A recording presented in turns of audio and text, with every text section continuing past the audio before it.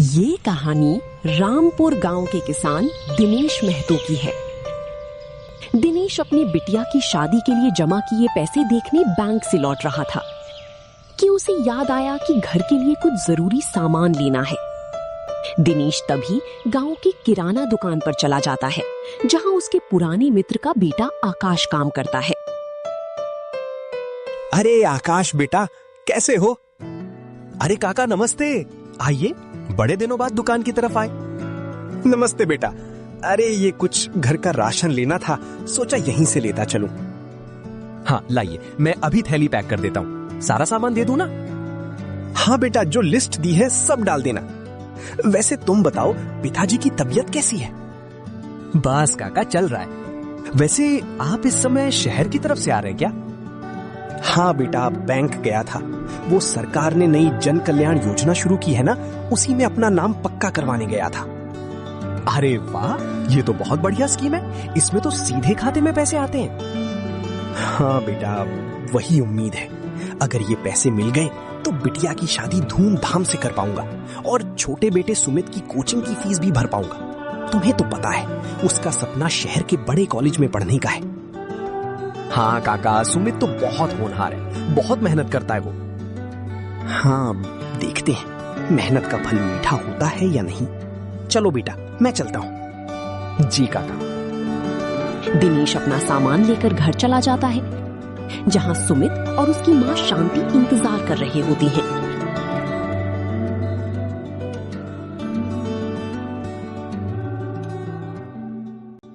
आ गए पापा, नाम लिखवाए ना? हाँ सुमित, सब कागज जमा कराया हूँ। भगवान करे अब जल्दी पैसे आ जाएं। सुमित का एडमिशन जो करवाना है। अरे माँ, आप फिक्र मत करो, पापा ने इतनी दौड़ धप की है तो फल तो मिलेगा ही। हाँ, बस तू अपनी तैयारी पूरी रख, नाम लिस्ट में आते ही फीस भर देंगे। उसकी चिंता मत कीजिए पापा, मैंने इस बार रात दिन एक कर दिया है।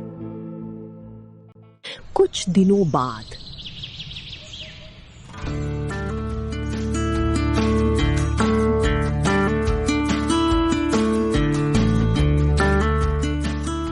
अरे दिनेश भाई, ओ दिनेश भाई, घर पर हो क्या?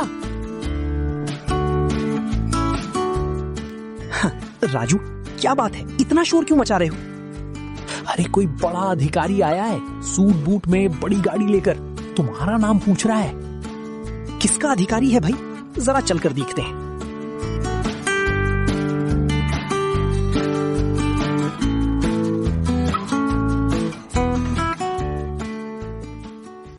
दिनेश जब वहां पहुंचकर देखता है तो वहां एक सूट बूट पहना आदमी खड़ा था, जो एक चमचमाती कार लेकर आया है।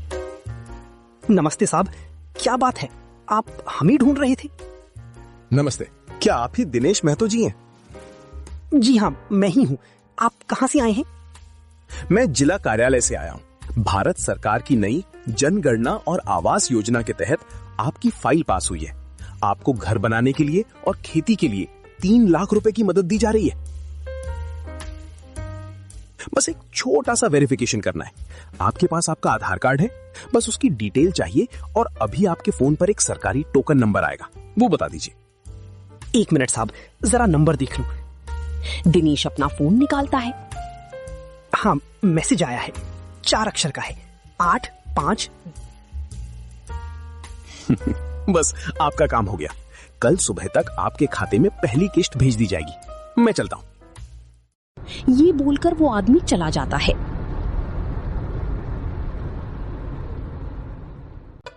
दिनेश खुशी से झूमता हुआ घर के अंदर आता है।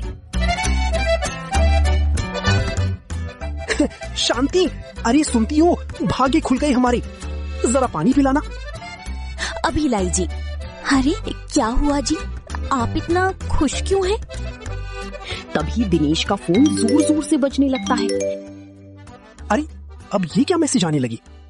दिनेश जेब से फोन निकालता है और देखता है कि लगातार 2-3 मैसेज आए हैं। अरे ये क्या लिखा है? सब अंग्रेजी में है। सुमित, अरे सुमित, कहाँ गया तू?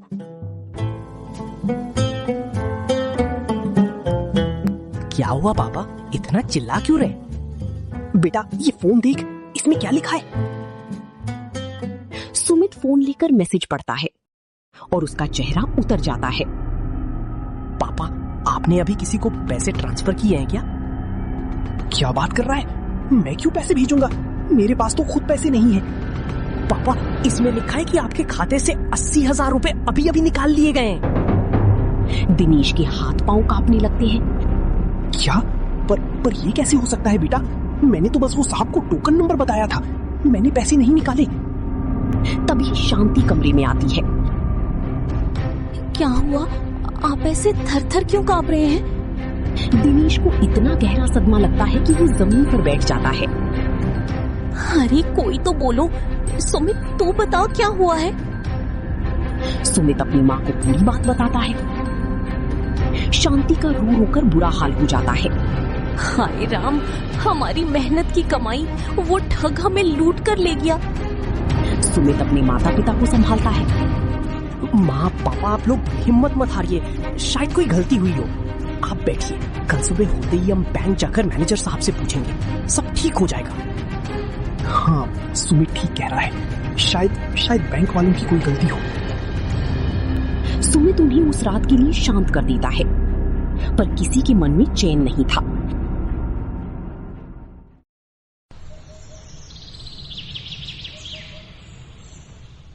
अगली सुबह दोनों बैंक पहुंच जाते हैं।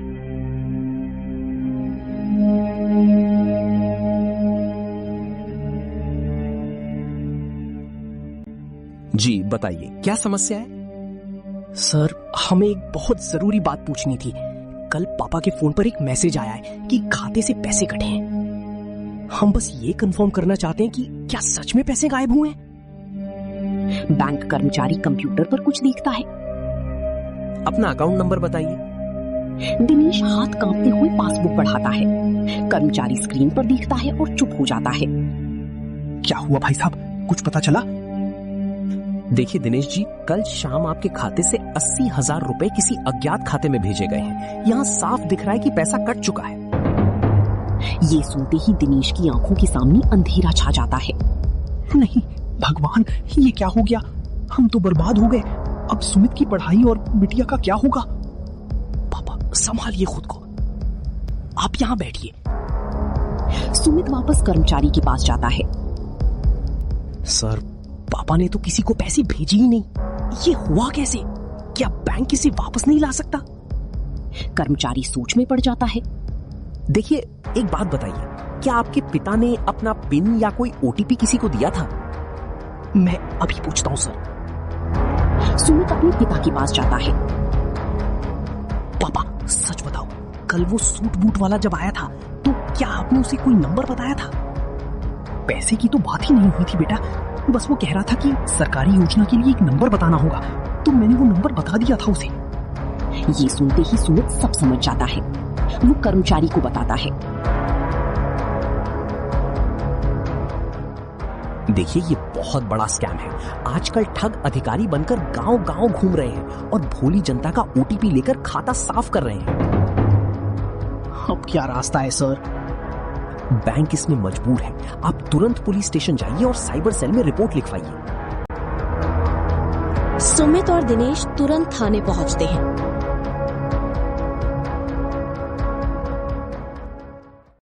शिकायत तो लिख ली है मैंने, पर कुछ और भी जानना जरूरी है। क्या उस ठग का हुलिया या उसकी गाड़ी का नंबर याद है आपको? सर, वो लाल रंग की गाड़ी थी। उसने सूट पहना था और कह रहा था कि जिला दफ्तर से है। ठीक है, हमने आसपास के सीसीटीवी फुटेज मंगवाए हैं। जैसे ही कुछ पता चलेगा हम आपको बुलाएंगे।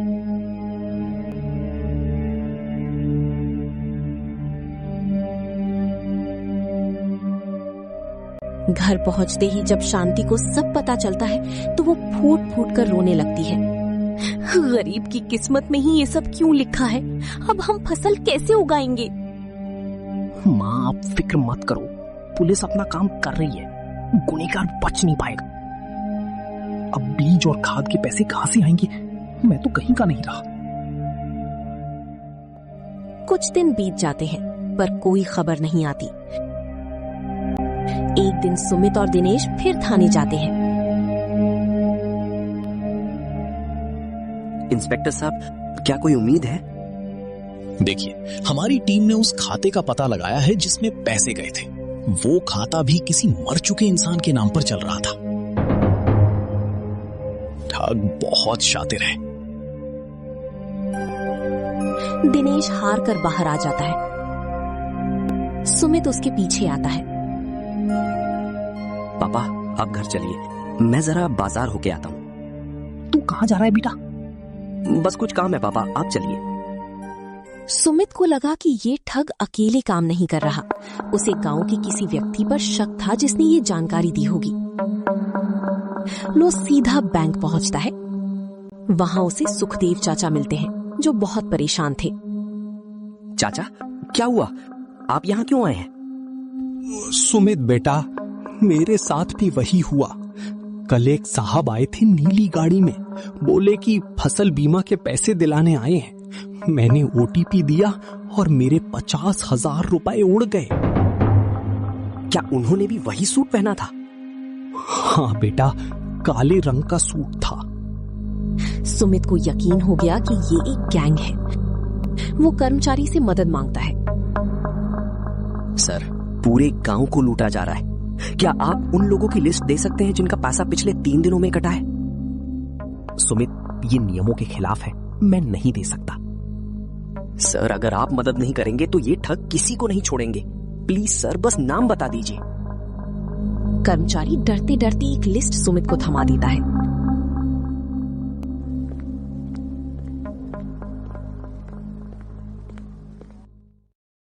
सुमित के घर में अब कई किसान जमा है। मैंने आप सबको यहाँ इसलिए बुलाया है क्योंकि हम सबके साथ एक ही आदमी ने धोखा किया है। पर बिटवा, हम उसे पकड़ेंगे कैसे? वो तो गाड़ी लेके गायब हो गया। आप बस ये याद कीजिए कि क्या आपने किसी को बताया था कि आपके पास बैंक में पैसे हैं, या आपने किसी स्कीम में अप्लाई किया है? मैंने तो बस राशन वाली दुकान पर जिक्र किया था। अरे, मैंने भी तो राशन की दुकान पर ही बताया था। हाँ, मैंने भी वही बात की थी। मतलब ठग को जानकारी वहीं से मिल रही है। तो क्या आकाश ये सब कर रहा है? नहीं पापा, वो तो बहुत सीधा है, लेकिन उसकी दुकान पर कोई और भी बैठता है। अगले दिन सुमित इंस्पेक्टर के साथ योजना बनाता है। एक किसान भोलू राशन की दुकान पर जाता है जहां आकाश का नया हेल्पर बैठा था। अरे भाई, मेरा राशन देना। और हाँ, मेरे खाते में शहर से 1 लाख रुपए आए हैं। क्या तुम मुझे चेक करके बता सकते हो कि मैसेज आया या नहीं? हाँ हाँ काका, मैं देख लूंगा। आप अपना पता लिख दीजिए। भोलू बाहर निकलता है और सुमित को इशारा करता है।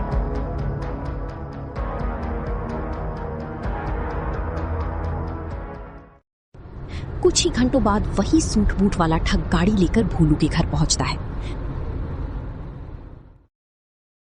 नमस्ते भोलू जी, बधाई हो, आपको 1 लाख रुपए की सरकारी मदद मिली है। बस ओटीपी बता दीजिए। साहब, ओटीपी तो मेरे पास नहीं है, पर ये साहब आपसे मिलना चाहते हैं। तभी घर के अंदर से सुमित और पुलिस बाहर निकल आती है। ठग भागने की कोशिश करता है, पर पुलिस उसे दबोच लेती है। बहुत अच्छे, तो ये है तुम्हारा जिला कार्यालय। अरे शर्म नहीं आई तुझे? सूट पहनकर गरीब किसानों का पैसा मारते हो। साहब, माफ कर दीजिए, मैं तो बस प्यादा हूँ। असली दिमाग तो दुकान वाले हेल्पर का था। थाने में दोनों ने सब सच उगल दिया। उनके पास से कई मोबाइल और सिम कार्ड बरामद हुए। आप लोग फिक्र मत कीजिए, इनका पूरा नेटवर्क पकड़ा गया है। आपके पैसे रिकवर करने की प्रक्रिया शुरू कर दी गई है।